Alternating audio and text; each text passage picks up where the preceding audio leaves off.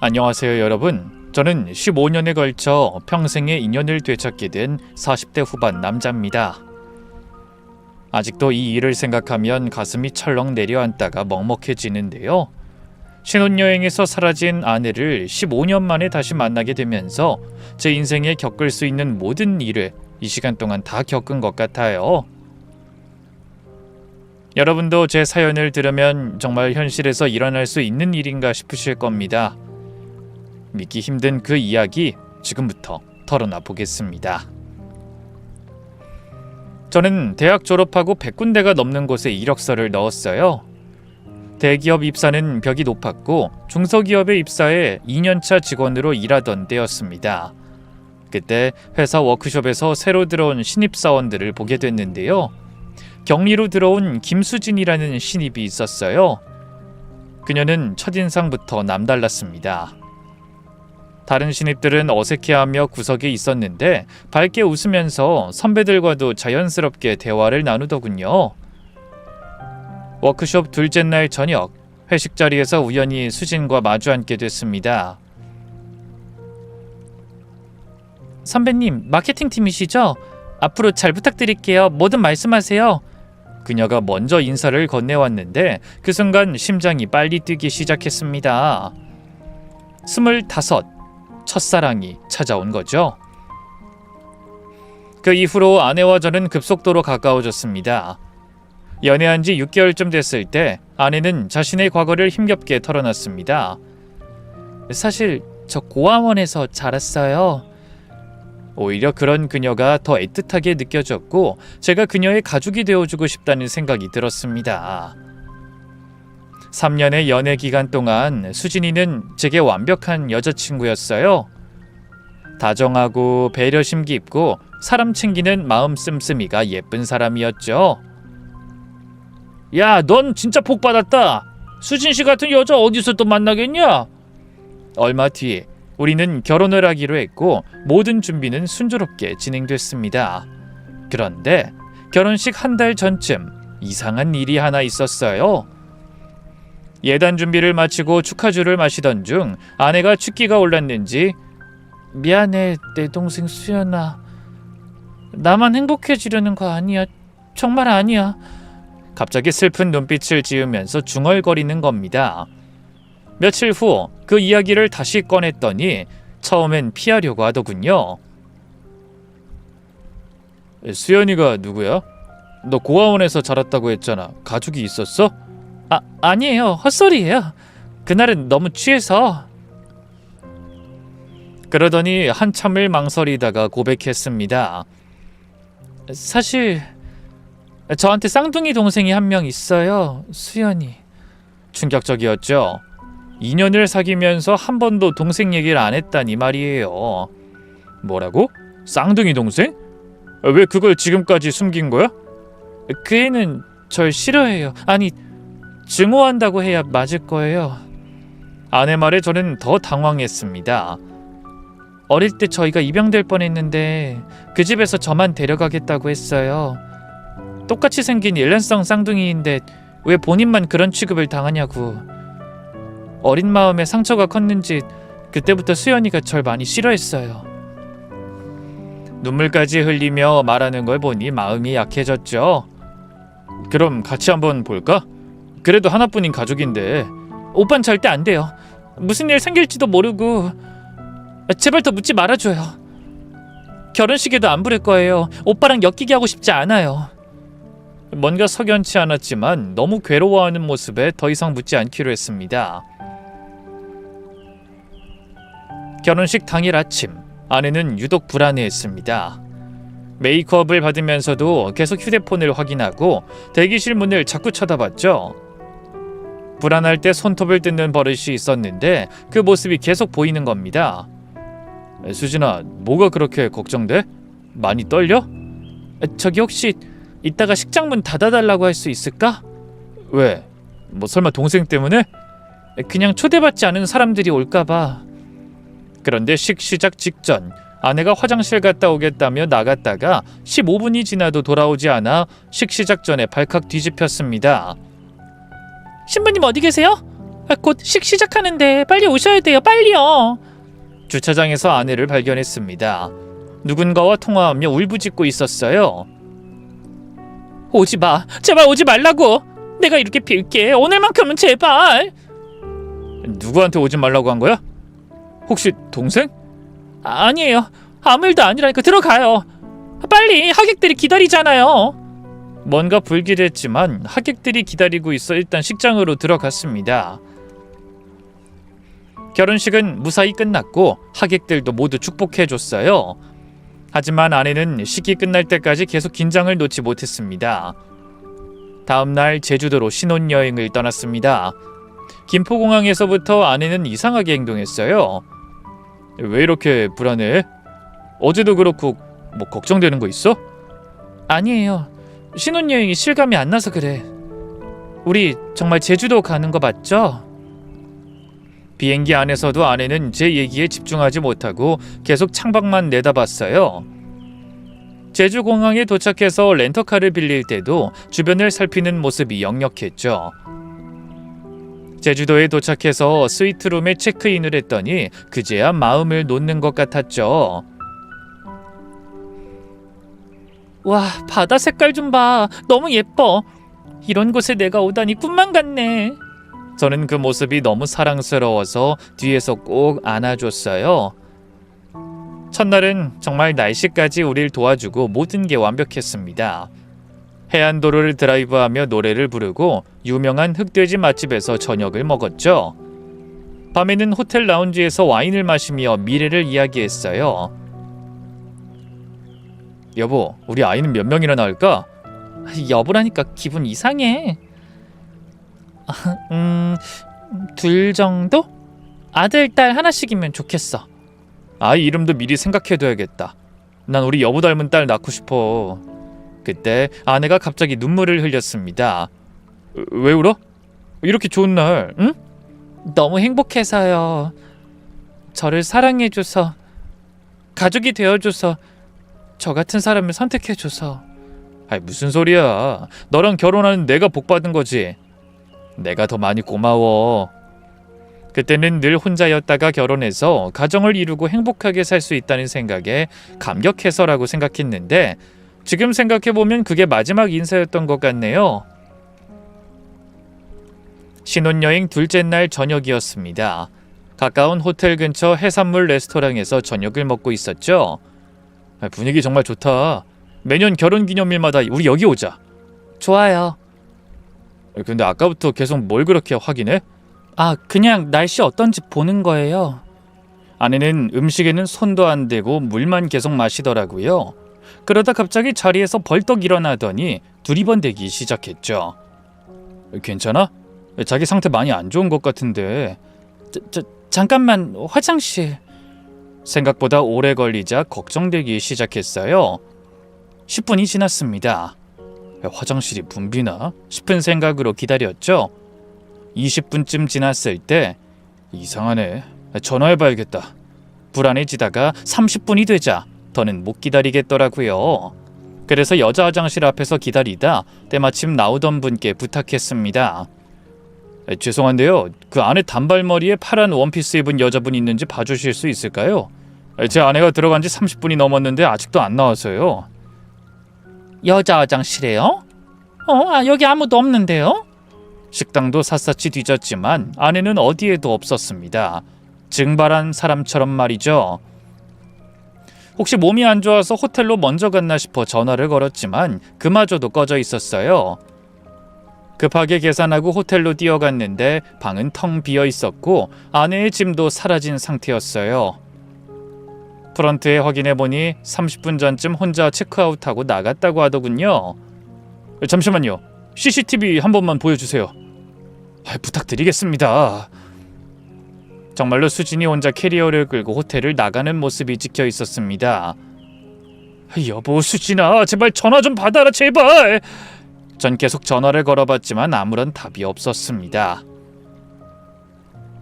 도저히 가만히 있으면 안 되겠다는 생각에 당장 경찰서로 달려갔습니다.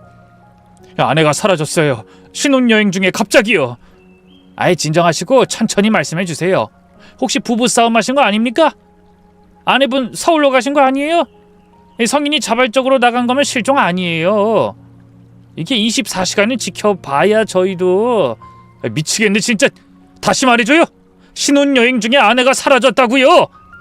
경찰이 도와주지 않자 급해진 저는 나와서 혼자 찾기 시작했습니다. 제일 먼저 공항으로 갔습니다. 혹시 일이 생겨 연락도 못하고 서울로 돌아갔을까 싶어서요. 오늘 저녁 서울행 비행기 탑승객 명단에 김수진 있나요? 제 아내예요. 신혼여행 중에 사라졌다고요. 제발 좀 도와주세요. 전 그때부터 새벽까지 미친 사람처럼 제주 시내를 돌아다녔습니다. 24시간 편의점, 카페, 식당, PC방, 심지어 병원 응급실까지 뒤졌어요. 그렇게 일주일이 지나자 경찰도 조금씩 수사에 나서기 시작했어요. 휴대폰 위치 추적을 했는데 신호가 안 잡힌다고 했고 신용카드 사용 내역도 신혼여행 첫날 이후로는 아무것도 없었죠. 은행 계좌를 확인해 보니 결혼 직전에 300만 원 정도가 인출된 게 전부였습니다.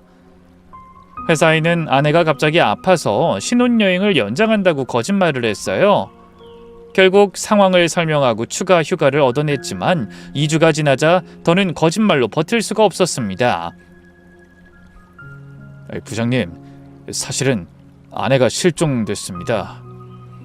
신혼여행 중에 갑자기 사라졌어요. 경찰도 제대로 안 찾아줘서 저한테 좀 시간이 필요합니다.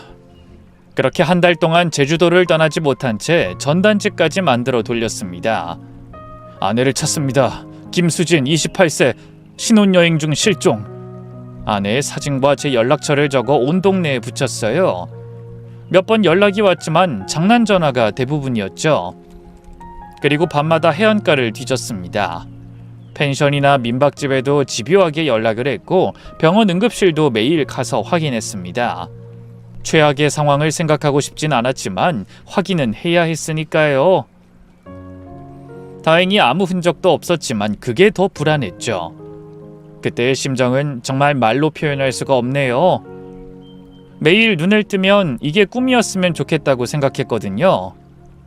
결국 아무 성과 없이 서울로 돌아와야 했습니다. 한 달 만에 들어간 신혼집은 지옥 같았어요. 아내의 흔적이 곳곳에 남아 있었거든요. 화장품, 옷장 속 그녀의 옷들, 욕실의 칫솔까지 모든 게 그대로였죠. 마치 아내가 잠깐 외출했다가 곧 돌아올 것처럼요. 회사에 복귀했지만 일이 손에 잡힐 리가 없었습니다. 동료들은 조심스럽게 위로했지만 동정과 의심이 섞여 있음을 느낄 수 있었어요. 이렇게 수근대는 이야기도 제 귀에 들리더군요. 정말 아내가 사라진 거야? 아우 진짜 불쌍하다. 계획하고 버린 거네. 솔직히 그게 말이 되냐? 숨겨놓은 다른 남자 있었던 거지. 그리고 가장 고통스러웠던 건 반대 끝에 제 결혼을 승낙했던 부모님께 이 모든 사실을 털어놓는 거였습니다.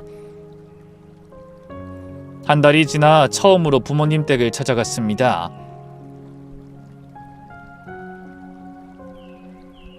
처음부터 이상하다고 했잖아. 이래서 집안을 보라는 거야. 그런 말 하지 마시라고요. 수진이가 얼마나 착하고 좋은 앤데. 내가 걔 데려왔을 때 고아인 게 싫어서 반대한 줄 알아? 하는 짓 봐라. 그렇게 착한 애가 왜 짐을 다 챙겨서 갔겠니? 계획했다는 거잖아. 저렇게 사람 볼 줄 몰라서. 그러니까 당하지. 그 말에 반박할 수가 없었습니다. 친구들도 비슷했어요. 딱 보면 결혼 사기인 걸 저만 모른다는 이야기를 서슴지 않고 했죠. 하지만 누가 뭐라든 전 알고 있었습니다. 아내는 절 진심으로 사랑했다는 걸. 함께 보낸 시간, 추억, 저를 바라볼 때의 눈빛은 거짓말하지 않았거든요. 주변 사람들이 그럴수록 더 아내를 잊지 못해 매일 밤 문자를 보냈습니다. 여보 제발 연락 좀 해줘. 어디로 간 거야? 이유라도 알고 싶어. 오늘도 네가 좋아하는 파스타 먹었어. 너 없이 먹으니까 맛없더라. 아무것도 묻지 않을게. 그냥 돌아와줘. 하루에 수십 통씩 어떤 날은 100통도 넘게 보냈어요. 당연히 답은 없었지만 보내지 않으면 미칠 것 같았거든요. 아내가 사라진 지 6개월 후부터는 정신과 상담도 받기 시작했습니다. 의사는 심한 스트레스로 인한 우울증이라며 약을 처방해줬지만 별로 도움이 되지 않았어요. 오히려 약 때문에 몽롱해져서 일상생활을 하는 것도 힘들었고 아내와의 추억마저 흐릿해지는 것 같아 끔찍했죠. 회사 생활도 엉망이 됐어요. 승진은커녕 좌천될 위기에 처했고 동료들과의 관계도 소원해졌죠. 다들 저를 불쌍한 사람 혹은 이상한 사람으로 보는 게 느껴졌거든요.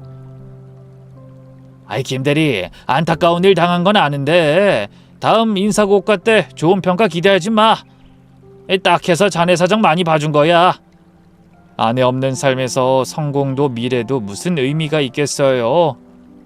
여전히 어디선가 아내는 절 기다리고 있을 것 같다는 생각밖에 안 들었죠. 그때부터 포기하지 않고 주말마다 전국을 돌아다녔습니다. 부산, 대구, 광주, 대전 정말 안 가본 곳이 없었어요. 자세히 좀 봐주세요. 제 아내인데 작년에 실종됐어요. 5년이 지났을 때 한번 큰 희망을 품었던 적이 있었습니다. 우연히 아내 옛 회사 동료를 길에서 만나게 됐죠. 어머, 수진 씨 남편분이시죠? 아직도 찾으러 다니신다는 이야긴 들었어요. 살도 많이 빠지셨네요. 힘드시죠? 그분은 옛날과 달라진 제 모습을 보며 측은한 표정을 짓더군요. 근데 제가 말씀 못 드린 게 하나 있어요. 네? 그게 뭔데요? 이 이야기가 도움이 될진 모르겠는데 수진 씨가 그때 회사에서 가끔 이상했어요. 혼자 화장실에서 울고 누군가와 통화하면서 겁에 질려 있었거든요. 누가 자꾸 찾아오는 것 같던데 가족인 것 같았어요. 수진 씨가 절대 말하지 말라고 신신당부했었더라고요. 특히 남편한텐 절대로. 그래서 말 못했어요. 죄송해요. 그제야 깨달았습니다. 아내와 쌍둥이 동생 사이에 뭔가 큰 비밀이 있다는 걸. 그리고 아내가 자란 부산의 한 고아원을 수소문 끝에 찾아갔습니다. 70대 노 원장님은 한숨을 쉬며 이야기를 시작했습니다. 그 아이들 참 안타까운 케이스였어요. 특히 동생 수연이가 너무... 왜요? 언니를 너무 심하게 괴롭혔어요. 질투가 너무 심해서. 수진이가 뭘 하든 망가뜨리고 심지어 입양 기회까지 방해했죠. 동생이 어린데 참 독한 데가 있었어요. 입양 기회를요? 네. 한 부부가 수진이만 입양하려고 했는데 수연이가 언니 가면 난 죽을 거야 라고 그 어린애가 협박까지 해서 막더라고요. 그래서 결국 그 부부도 포기했죠. 수진이가 동생 때문에 많이 힘들어했는데 생각할수록 참 가여운 애예요. 충격적이었습니다. 아내가 동생을 두려워했던 이유, 결혼식에도 절대 부르지 않았다던 그 말이 이제야 이해가 됐어요. 그리고 그해 연말 아내의 옛 휴대폰에서 이상한 것을 발견했습니다. 집 정리를 하다 아내가 쓰던 예전 휴대폰을 발견했는데 배터리를 넣고 켜보니 삭제된 문자 메시지들이 복구됐어요. 대부분 동생 수연이와 주고받은 것들이었는데 내용이 충격적이었습니다. 언니만 행복하면 돼? 나는? 평생 언니 때문에 빚도 못 보고 살았잖아. 책임져야지. 마지막 문자는 결혼식 전날 밤에 온 것이었어요. 마지막 경고야. 도망쳐. 안 그럼 그 남자도 위험해. 나 한다면 하는 거 알지? 그리고 그날 이후 저는 아내에게 가는 길이 보이는 느낌이 들었습니다. 고아원을 다녀온 뒤로 아내와 동생만 찾으면 실마리가 풀릴 것 같았거든요. 모든 것은 두 사람 관계에서 비롯된 일이 아닐까 싶었어요. 10년을 바라보고 있던 때 마지막 지푸라기를 잡는 심정으로 사설 탐정을 고용했습니다. 비용이 만만치 않았지만 더는 혼자 찾는데 한계를 느꼈거든요. 의뢰인님, 김수진 씨와 김수연 씨 두 사람의 주민등록이 모두 살아있어요. 네? 그게 무슨 뜻이죠? 그럼 아직 쌍둥이 자매가 맞는데 둘 다 실존 인물이고 현재 생존에 있다는 겁니다. 그럼 수진이가 살아있다는 거네요? 아내가 살아있다는 증거만으로도 저는 숨통이 트이는 기분이었어요. 그런데 이상한 점이 하나 있어요. 김수연 씨의 신용카드 사용 내역을 보면 최근 몇 년간 전남 지역에서만 사용됐는데 같은 시기에 김수진 씨 명의로도 병원 진료 기록이 있다는 겁니다. 서울에서요. 카드 사용 내역 하나를 들고 전라도의 작은 섬이며 마을까지 뒤지고 다니다 보니 시간이 무섭게도 흘러있더라고요. 13년이라는 세월이 어느새 저도 흰머리에 보잘것없는 아저씨를 만들어놨더라고요. 그러던 어느 저녁이었습니다. 퇴근 후 편의점에서 산 김밥으로 대충 저녁을 때우고 있었죠. TV에서는 뉴스가 흘러나오고 있었는데 전화벨이 울렸습니다. 061로 시작하는 전남 지역 번호였죠. 저기 혹시 인터넷에 실종자 찾는 글 올리신 분 맞으세요? 잠시만요. 수많은 거짓 제보에 시달렸지만 이번은 뭔가 달랐어요. 목소리가 진지했거든요. 네, 맞습니다. 맞아요. 누구시죠? 저는 전남 구례 산골마을에 사는 박순자라고 해요. 70 넘은 노인인데 나 그래도 정신은 아직 말짱해요. 장난 전하는 거 아니니까 내 말 잘 들어봐요. 우리 마을에 이상한 여자가 하나 있는데. 할머니는 조심스럽게 말을 이어갔습니다. 10년, 15년쯤 갑자기 여기로 아무 연고도 없는데 이사와서 혼자 살고 있어. 밭농사 좀 짓고 닭 몇 마리 키우면서. 근데 마을 사람들하고는 전혀 왕래가 없어. 저기 그 사람 인상창이가 어떻게 생겼나요? 키가 작고 동그란 얼굴에 보조개도 있고 나이는 40대 초반쯤. 얼굴은 차마니 예쁘장하게 생겼지. 순간 숨이 멎는 것 같았습니다. 우리 손자가 인터넷 잘하는데 실종자 찾는 글이 있다는 거야. 사진 보니까 그 여자랑 똑같이 생겼더라고. 판박이야 아주. 심장이 미친 듯이 뛰었습니다. 하지만 너무 많이 속아서 조심스러웠죠. 근데 좀 이상한 게 있어요. 우리 동네에선 뭐 무당이니 정신이 이상하니 소문이 흉흉하긴 해. 그 여자가 매일 새벽에 집 뒤 창고에 가서 한두 시간씩 있다 나오는데 뭐 본 사람들 말로는 거기서 누구랑 얘기하는 소리가 들린다나? 소름이 돋았습니다. 할머니, 그 마을이 정확히 어딘가요? 구례에서도 한참 들어가야 나와. 버스도 하루에 2번밖에 안 와요. 불러드릴게. 주소를 받아 적으면서 손이 떨렸습니다. 진짜 단서일지도 모른다는 생각이에요. 전화를 끊고도 한참을 멍하니 앉아 있었습니다. 그날 밤은 한숨도 못 잤습니다. 기다려온 순간이 드디어 온 것 같았거든요. 다음 날 아침 일찍 구례로 향하는 버스에 몸을 실었습니다. 구례에서 시외버스를 타고 1시간, 거기서 다시 마을버스로 갈아타고 40분을 더 들어갔습니다. 할머니가 말한 대로 정말 깊은 산골이더군요. 버스에서 내리니 작은 마을이 나타났는데 집이 20채도 안 되는 곳이었죠. 마을 입구 정자에 앉아 계신 할아버지께 앞서 들은 정보를 모아 묻자 바로 알려주더라고요. 그 이상한 여자 15년 동안 아무도 안 찾아왔는데 저기 빨간 지붕 보이지? 거기야. 산길을 10분쯤 올라가니 낡은 농가가 하나 보였습니다. 마당엔 닭 몇 마리가 돌아다니고 있었고 빨랫줄엔 여자 옷들이 걸려 있었죠. 집은 생각보다 커 보였는데 뒷편에 창고 건물도 있었어요. 그때 집 뒤편에서 누군가 나타났습니다. 순간 다리에 힘이 풀렸어요. 제 아내가 그곳에 있었어요. 머리는 전보다 더 길었고 얼굴엔 주름도 생겼지만 분명 제 아내였습니다. 수진아! 목소리가 떨렸습니다. 그녀도 깜짝 놀라며 돌아봤어요. 우리 둘이 눈이 마주친 순간 전 그녀 눈에서 공포를 봤죠. 기쁨도 그리움도 아닌 그야말로 봐선 안 될 걸 본 사람의 공포였습니다. 누구세요? 여기 어떻게 오셨어요? 그녀가 뒷걸음질 치더니 가까이 다가가려 하자 소리쳤습니다. 오지 마세요. 전 수진이 아니에요. 수연이에요. 김수연. 그 말에 멈춰섰어요. 수연? 쌍둥이 동생 이름이었죠. 이렇게 똑같은데 수진이랑... 아니에요. 전 수진 언니 동생이에요. 쌍둥이 동생 수연이라고요. 그럼 수진이는요? 그 사람 지금 어디 있어요? 그녀는 대답 대신 집 안으로 뛰어들어갔습니다. 문을 쾅 닫는 소리가 들렸죠. 전 멍하니 서 있다가 문을 두드렸어요. 수진아, 아니 수연씨, 잠깐만 얘기 좀 해요, 제발. 한참을 두드린 끝에 그녀가 문을 열었습니다.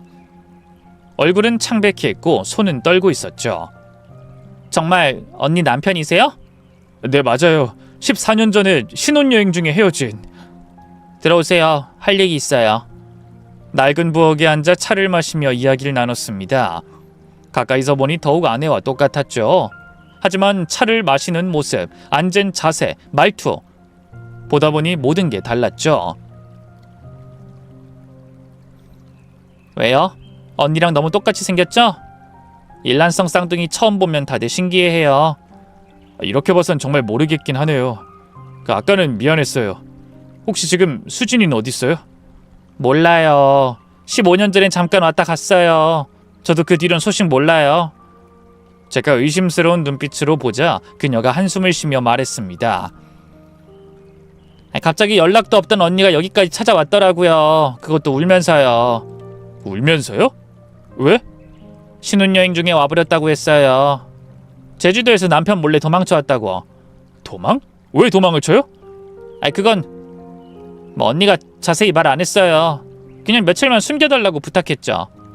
말이 안 됐습니다. 아내가 저를 피해 도망칠 이유가 없었으니까요. 일주일 정도 있다 떠났어요. 남편한테 돌아가야 한다면서. 그래서 잘 간 줄 알았는데. 그럼 왜 안 돌아온 건데요? 연락 한 번 없었어요. 갑자기 사라진 후로. 그건 저도 모르죠.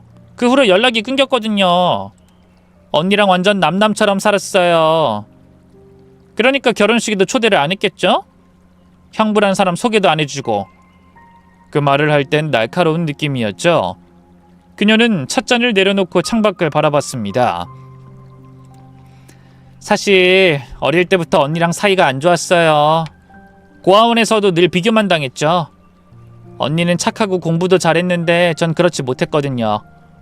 언니하고만 있으면 항상 제 인생이 2등이 되는 것 같았어요. 근데 2명 중에 2등이면 꼴찌잖아요. 짜증나게. 수진이가 동생 얘기할 땐 그렇게 말 안 하던데요. 저한테 잘 풀고 싶다고. 언닌 늘 그래요. 자기가 피해자인 것처럼 굴죠. 하지만 진실은 달라요. 그녀의 목소리에 오래된 원망이 묻어났습니다. 언니가 여기 있을 때 뭐라고 했어요? 혹시 저에 대한 이야기라도. 형부가 정말 좋은 사람이라고는 했어요. 너무 좋아서 자기가 미안하다나? 모르겠어요. 계속 나 같은 사람한텐 과분하다고 중얼거렸어요. 그리고 자기하고는 잘 안 맞는 것 같다고는 했어요. 언니가 열등감이 좀 많거든요, 원래. 이상한 말이었죠. 그렇게 행복하다고 웃던 사람이 그런 이야기를 할 리가 없었어요. 멀리까지 간 김에 며칠 동안 그녀를 설득해 함께 시간을 보냈습니다. 계속 관찰하면서 이상한 점들을 발견해내야 했으니까요. 창고에도 접근이 필요했죠. 그리고 어린 시절 이야기를 할 때마다 묘하게 사실을 비틀어 말하더군요. 언니가 어릴 때부터 절 괴롭혔어요. 머리도 막 당기고 제가 뭘 하든 시기하고 방해했죠. 뭐? 고아원 원장님은 네가 수진이를... 원장님이 뭘 알겠어요. 언니는 남들 앞에선 천사였으니까. 뒤에선 달랐다고요. 전 믿지 않았습니다.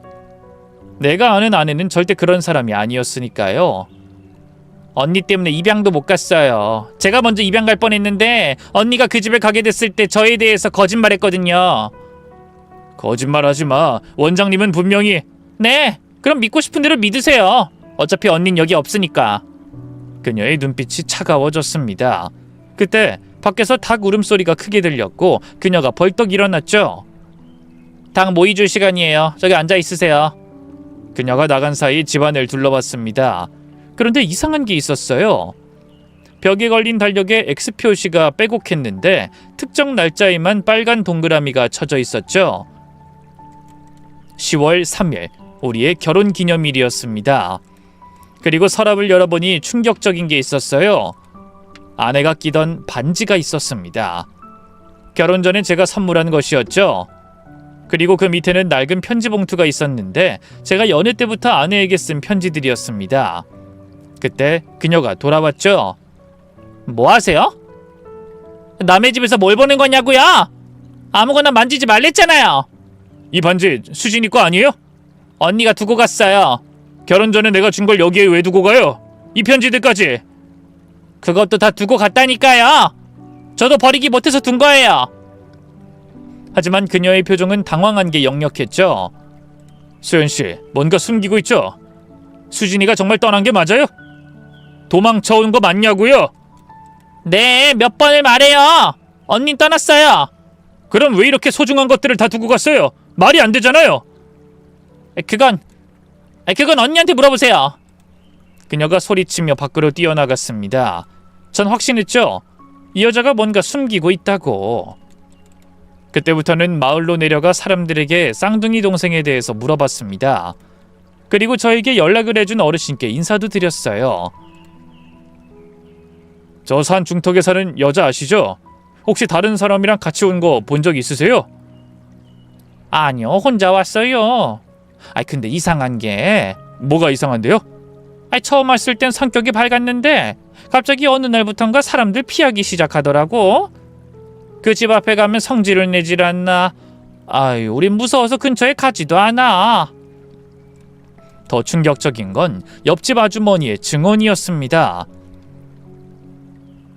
가끔 새벽에 비명소리 같은 게 들려, 그 집에서. 비명소리요? 글쎄, 한 10년 전부터 처음엔 자주 들렸는데 그 여자 목소리인데 둘이 싸우는 것 같기도 하고. 그때부터 우리 동네에서 무당 아니냐, 미친 사람 아니냐 소리가 돌기 시작한 거야. 마을 이장님도 만났는데 그분 말씀이 더 의미심장했습니다. 그 집은 원래 폐가였어. 10년 넘게 비어있던 집인데 그 여자가 헐값에 샀죠. 폐가요? 이상한 게 창고는 새로 지었어요. 집보다 더 튼튼하게.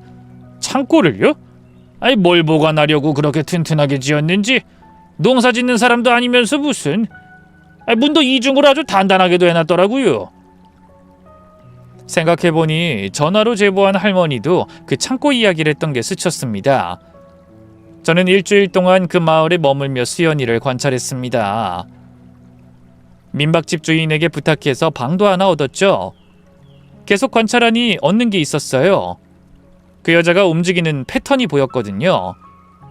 그녀는 새벽 3시마다 일어나 창고로 갔습니다. 꼭 한두 시간씩 있다가 나왔죠. 낮에는 밭일을 하거나 집안일을 했는데 가끔 그 앞에서 중얼대며 혼잣말을 할 때가 있었는데 분명 누군가 안에 있는 것 같았죠. 민박집 주인 아주머니와 말을 트기 시작하면서 자세한 내용을 더 물었어요. 이 마을에 온 게 정확히 언제였어요? 기억하세요? 그때가 2009년? 우리 막내가 대학 들어간 해라서 기억이 나네. 혹시 6월 며칠쯤이었는지도 기억하세요? 글쎄 15일쯤이었나? 그래, 장마 시작되기 직전이었으니까.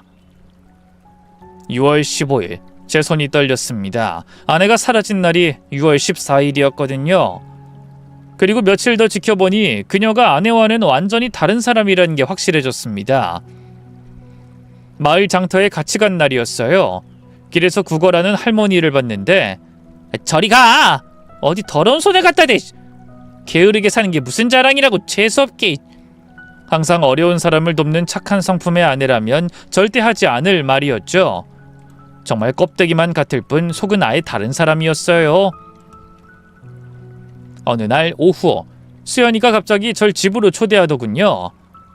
매일 민박집에서 라면만 먹는 게 걱정된다고 하면서요. 찜찜하긴 했지만 마지못해 수락했죠. 그래도 이 기회에 정보를 더 얻을 수 있을지도 모른다는 생각에서였습니다.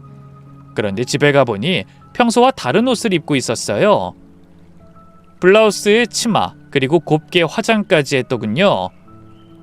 저녁상은 정말 푸짐했어요. 그런데 전 체할 것 같은 기분이 들더라고요. 형부, 이것도 드셔보세요. 제가 오랜만에 솜씨발이 해봤어요. 식사를 하는 내내 아내의 자리를 대신하려는 듯한 행동을 했습니다. 제가 알아서 먹을게요. 이러지 않아도 돼요. 그동안 많이 외로우셨죠? 이런 거 해주는 사람도 없고 얼마나 힘드셨을까. 저도 알아요, 그 외로움. 그러더니 제 옆으로 가까이 자리를 옮겼습니다. 형부, 언니랑 저 얼굴 똑같잖아요. 이렇게 보고 있으면 구분도 안 되죠? 네? 지금 무슨 말을... 언니가 그렇게 그리우면 저를 언니라고 생각하셔도 돼요. 전 화들짝 놀라 뒤로 물러났습니다.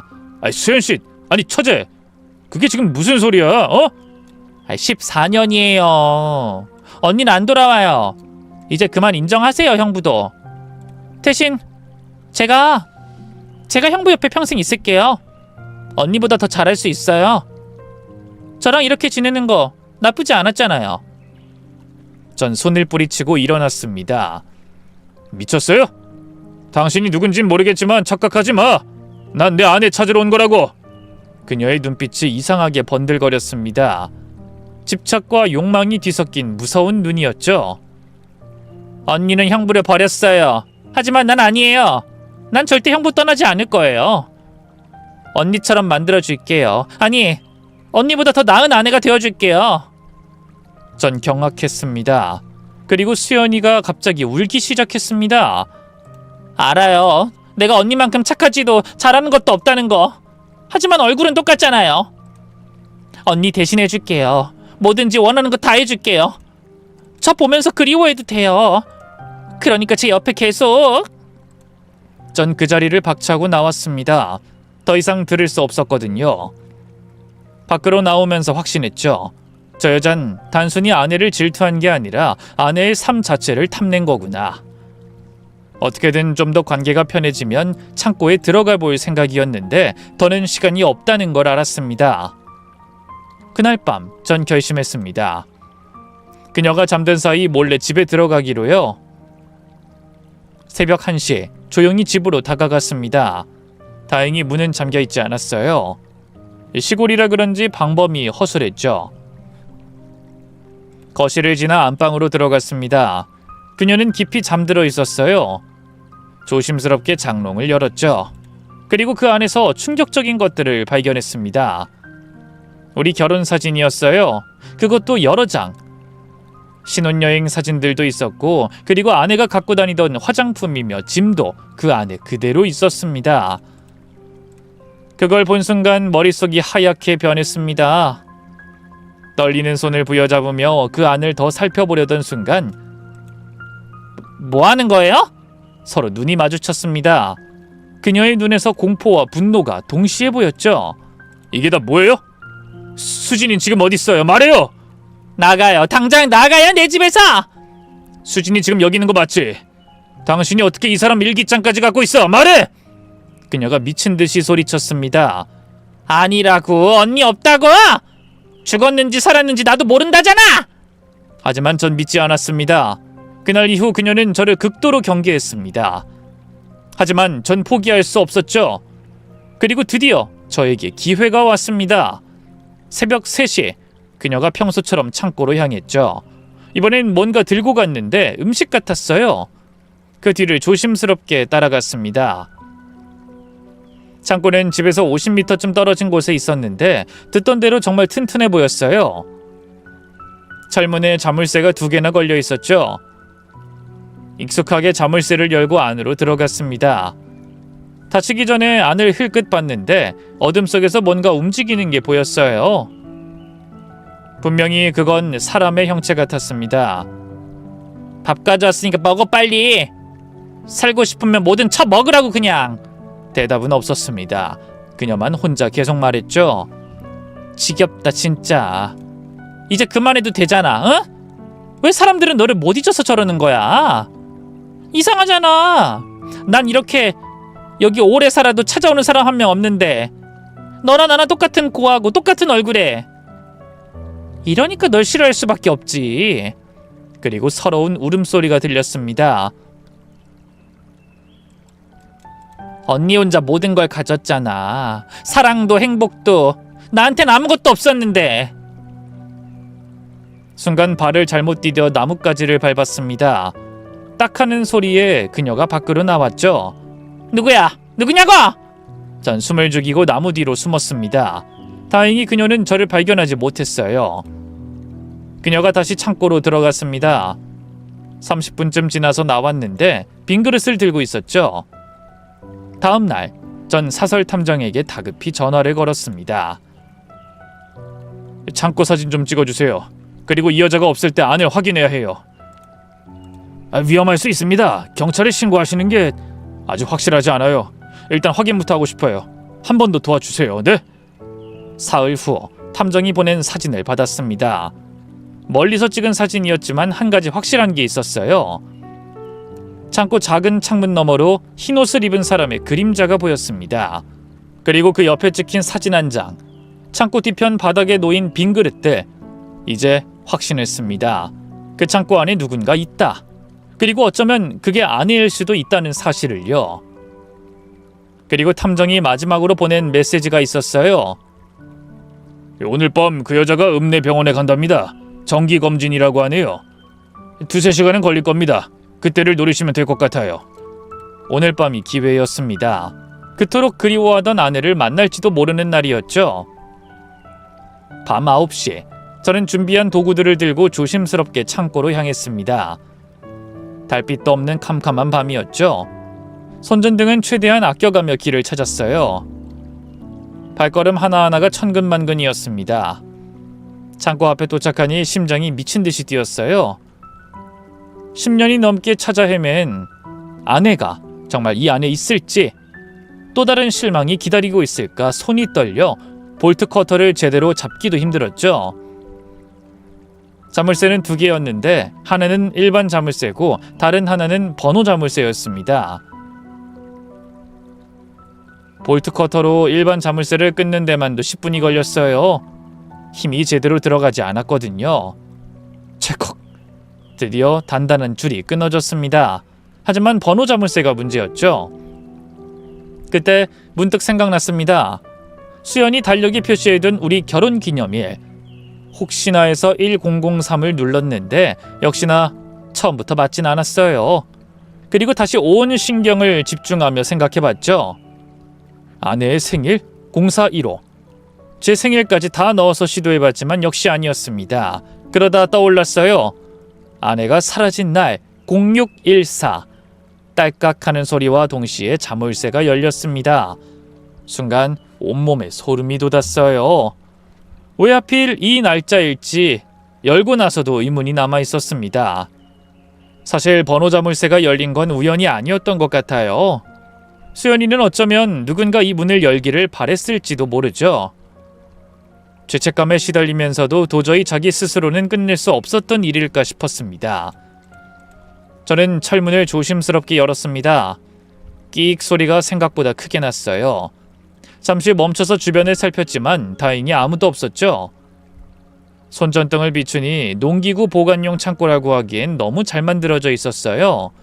그리고 창고 안쪽에 또 다른 문이 있었어요. 철문이 아닌 나무 문이었는데 밖에서 잠글 수 있게 커다란 빗장이 걸려 있었죠. 문 앞엔 빈 그릇들이 여러 개 놓여 있었고 물통도 보였습니다. 가슴이 터질 것 같았습니다. 최근에 사용한 흔적이 역력했거든요. 수진아? 작은 목소리로 불렀지만 대답이 없었습니다. 다시 한번 좀 더 크게 불렀어요. 수진아, 나야. 지훈이야, 대답해. 너 여기 있지? 여전히 조용했습니다. 빗장을 들어 올리는데 손이 너무 떨려서 몇 번이나 놓쳤어요. 겨우 빗장을 열고 문을 밀었습니다. 손전등 불빛이 비춘 건 좁고 어두운 방이었습니다. 아니, 방이라기보다는 감옥이었죠. 벽은 차가운 시멘트로 되어 있었고 천장 가까이에 작은 창문 하나만 있었어요. 곰팡이 냄새가 코를 찔렀습니다. 처음엔 아무것도 보이지 않았어요.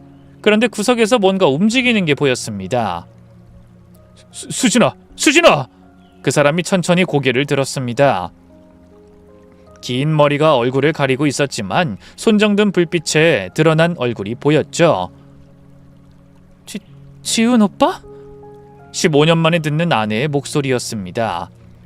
너무 쉬고 갈라진 목소리라 처음엔 알아듣기 힘들었어요. 하지만 분명 제 아내 수진이었습니다. 전 그 자리에 그대로 무너져 내렸습니다. 다리에 힘이 풀려서 주저앉았어요. 그리고 어둠 속에서도 느껴지는 아내의 몰골에 눈물이 폭포처럼 쏟아졌죠. 수진아, 정말 너야? 살아있었구나, 살아있었어. 어떻게 여기에... 아내의 모습은 차마 말로 표현하기 힘들었습니다. 한때 53kg였던 아내는 이제 30kg도 안 되어 보였어요. 뼈에 가죽만 붙어있는 수준이었죠. 헝클어진 머리는 허리까지 내려왔고 얼굴은 해골처럼 패여 있었습니다. 하지만 그 모든 것보다 더 마음 아픈 건 그녀의 눈이었어요. 한때 생기와 희망으로 가득했던 그 눈이 이제는 텅 비어 있었습니다. 이곳에서 동생에게 묶여보낸 15년이란 세월이 그녀에게서 모든 걸 앗아간 것 같았죠. 아내는 떨리는 손을 뻗어 허공을 더듬었습니다. 마치 제가 환상인지 확인하려는 것처럼요. 정말 오빠가 나 데리러 온 거야? 꿈 아니지? 전 기어가서 그녀를 안았습니다. 너무 가벼웠어요. 뼈만 남은 몸이 제 품에 안겼을 때 전 소리내어 울었습니다. 미안해. 더 빨리 찾았어야 했는데 내가 너무 오래 걸렸어. 아내도 함께 울고 있었어요. 포기했었어. 이제 아무도 안 올 줄 알았는데 매일 기도했어. 죽기 전에 당신 얼굴 한 번만 더 보게 해달라고. 우리 남편 내가 인사도 못하고 와서. 아내의 손목과 발목엔 쇠사슬 자국이 선명했습니다. 오랫동안 묶여 있었던 흔적이었죠. 피부는 창백하다 못해 투명해 보였고 온몸에 상처와 멍자국이 가득했어요. 여보, 이제 나가자. 나 왔으니까 됐어. 병원부터 가야 해. 당장 나가자.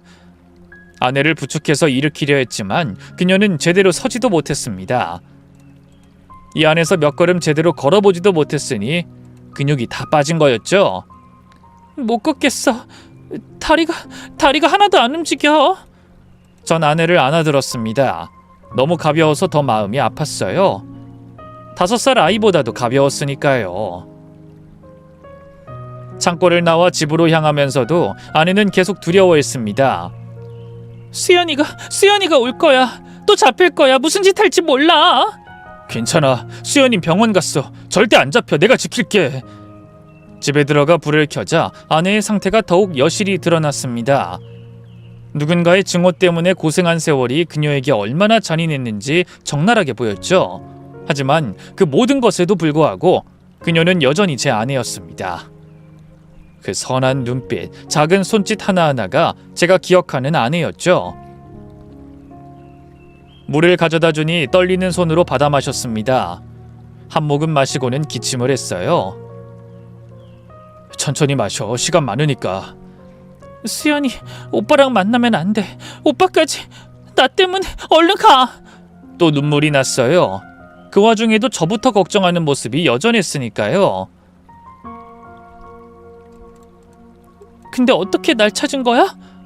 포기한 적 없어. 단 하루도 매일 너만 찾아다녔어. 너 만나려고 안 가본 데가 없다 정말. 그래도 이렇게 만났으니까 됐어. 네가 나 기다리고 있을 줄 알았거든. 그렇게 떠날 사람 아니라는 거 난 믿었어. 아내가 믿기지 않는다는 표정으로 절 봤습니다. 지금까지 날 찾아다녔다고? 계속? 당연하지. 넌 내 아내잖아. 죽을 때까지 찾을 생각이었어. 그때서야 아내의 텅 빈 눈에 무언가 빛이 돌아왔습니다. 희망이었을까요? 안도였을까요? 고마워. 포기하지 않아줘서. 난 매일 미안했어. 말없이 떠나서. 아내는 조금씩 그날의 이야기를 시작했습니다. 대학 때 사귄 선배가 있었어. 좋은 사람이었는데 어느 날 갑자기 연락이 끊겼어. 나중에 알고 보니 그 선배 회사에 이상한 소문을 퍼뜨렸대. 결국 선배는 회사를 그만두고 지방으로 내려갔어. 그때부터 무서워졌어. 수연이가 진짜로 무슨 짓이든 할 수 있구나. 아내가 몸을 떨었어요. 그 기억이 여전히 고통스러운 모양이었죠. 아내의 고백은 계속됐습니다. 15년 동안 쌓인 이야기들이 본물처럼 터져나왔죠. 결혼 준비하면서 수연이가 더 이상해졌어. 언니만 행복할 순 없어. 나도 책임져야지. 이런 말을 하고 결혼식 날 아침에 사진을 보냈어. 당신이 출근하는 모습, 부모님 댁 다 찍어놨더라고. 지금 포기하고 나오지 않으면 자기가 무슨 짓 할지 모르겠다고. 소름이 돋았습니다. 그때 아내가 그렇게 불안해했던 이유가 이거였구나. 신혼여행 때도 계속 문자가 왔어. 잘 놀고 있네. 넌 웃고 있구나. 아기 낳을 생각 마. 난 당신하고 너무 행복한 미래를 그리고 있는데 수연이 문자를 보면 절대 그럴 수 없을 것 같다는 생각이 들더라고. 정말로 무서웠어. 수연이는 진짜로 할 애거든. 어릴 때도. 아내가 말을 멈췄습니다. 너무 끔찍한 기억인 모양이었어요. 고아원에서 고양이를 키웠는데 내가 그 고양이 정말 예뻐했거든. 근데 어느 날 죽어 있었어. 수연이가 웃으면서 말하더라고. 이제 언닌 나만 봐야지 하면서. 끔찍했습니다. 그런 동생과 평생을 함께 해야 했던 아내의 고통이 어땠을지 상상이 안 됐죠. 여기 와서 처음엔 잘해줬어. 같이 살자고, 여기서 조용히 지내자고. 나도 그게 최선이라고 생각했어. 당신은 안전하고 수연이도 만족하면 무슨 일은 안 생길 것 같아서. 그때가 떠오르는지 울기 시작했습니다. 일주일 뒤에 그러는 거야. 날 용서할 수가 없다고. 자기 버리고 혼자 좋은 사람 만나서 떠날 생각한 게 용서가 안 된대. 그러면서 이 창고에 가두기 시작한 거야. 언니가 행복했던 만큼 여기 있어라면서. 15년. 수연이는 정말로 그 약속을 지킨 거였어요. 미친 짓이었죠. 아내의 이야기를 듣고 있는데 갑자기 현관문이 열리는 소리가 들렸습니다. 어떻게 찾은 거야? 언니가 왜 나와 있어? 우리를 보자 그녀의 얼굴이 일순간 굳어졌다가 이내 무서운 표정으로 변했습니다. 수연이의 눈은 이미 제정신이 아니었어요. 죄책감과 광기가 한꺼번에 폭발하는 것 같았죠. 수연씨, 이게 뭔 짓이에요? 15년 동안 언니를 가둬놓고? 언니가 먼저 날 버렸어! 혼자만 행복하려고 날 두고 떠났잖아! 지만 살겠다고! 수연이는 이성을 잃고 뛰어다니더니 공고함을 뒤졌습니다. 손에 잡히는 위험한 물건 뭐라도 들고 같이 죽자는 신용을 또 하더라고요. 전 아내를 소파 뒤로 밀어넣고 수연과 대치했습니다. 진정해요. 내려놔요. 여기서 더 가면 정말 큰일 나요. 큰일? 이미 다 끝났어. 내 인생도! 그래, 차라리 이렇게 된 거 셋이 여기서 다 죽자! 그때 제가 미리 켜둔 핸드폰 녹음 앱이 모든 걸 녹음하고 있다는 걸 깨달았습니다. 경찰에 신고했어요. 당신이 하는 말도 다 녹음되어 있어. 감금, 납치, 협박, 최소 20년은 나올 거야. 당신이 한 짓 법이 알려줄 거라고. 수연이의 손이 떨리기 시작했습니다. 망치를 든 손이 점점 더 심하게 떨렸죠. 언니만 없었으면, 너만 아니었으면. 전 아내를 끝까지 보호하며 수연이의 손목을 잡았어요. 힘든 몸싸움이었지만 수연이도 긴 세월의 죄책감에 몸도 마음도 지쳐 있었는지 생각보다 쉽게 제압했습니다. 바닥에 망치가 떨어졌고 수연이는 그 자리에 주저앉아 울부짖었어요. 왜 나만 불행해야 해? 왜 언니만 사랑받는 거야? 왜 난 아무도 안 봐주는 거야? 그때 멀리서 사이렌 소리가 들렸습니다. 제가 신고해둔 경찰이 도착한 거였죠. 경찰이 들어왔을 때 수연이는 이미 모든 걸 포기한 표정이었어요. 언니가 먼저 버렸어. 난 피해자라고. 봐! 지금도 아무도 날 사랑하지 않잖아. 아내는 곧바로 병원으로 후송됐습니다. 응급실에서 상태를 본 의료진도 충격을 받았죠. 대체 어디서 어떻게 사신 거예요? 이분 기적적으로 살아있는 거예요. 영양실조, 근육 위축, 비타민 결핍, 심리적 트라우마는 말할 것도 없고요. 하지만 아내는 강했습니다. 육체는 망가졌지만 정신력은 여전했어요. 살아야겠다는 생각밖에 없었어. 언젠가 당신이 찾아올 수도 있겠다 싶었거든. 수연이의 집을 조사한 경찰은 더 많은 증거를 발견했습니다. 아내의 신분증으로 만든 각종 서류들, 15년 동안의 일기, 그리고 충격적이게도 저와 아내의 결혼 비디오까지 있었어요. 그걸 보며 마치 아내가 된 것처럼 느꼈던 거죠. 저는 도저히 이 일을 동생이라고, 가족이라고 덮을 수가 없었어요.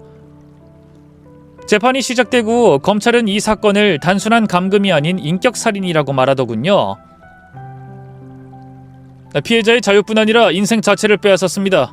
이는 살인보다 더 잔인한 범죄입니다. 수연이의 변호인은 정신질환을 이유로 감형을 주장했지만 15년 동안의 계획적 범행이 인정되면서 그 주장은 받아들여지지 않았죠. 법정에서 아내는 휠체어에 앉아 마이크를 잡고 단호한 목소리로 말했습니다. 동생을 원망하지 않고 살 겁니다. 하지만 용서할 수도 없어요. 15년, 저에게서 모든 것을 뺏은 그 시간을 돌려받을 수 없으니까요. 결국 수연이는 특수감금, 협박, 상해 등으로 징역 20년을 선고받았습니다. 선고가 내려지자 수연이는 법정에서 발버둥을 치면서도 끝까지 아내 탓만 하고 있더라고요. 언니가 날 버렸잖아. 그럼 내가 피해자지, 내가 왜? 하지만 아내는 돌아보지 않았습니다. 더 이상 그 악연에 매달리지 않기로 한 거죠.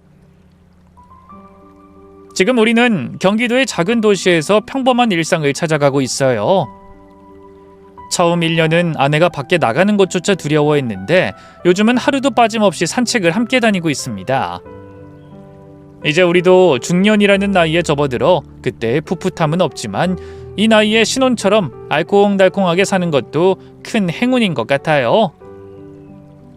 남은 인생은 이런 평범한 행복들로 가득 채워줄 겁니다. 그럼 오늘도 사연을 함께 해주신 모든 분의 건강과 안녕을 빌며 이만 인사드리겠습니다. 감사합니다.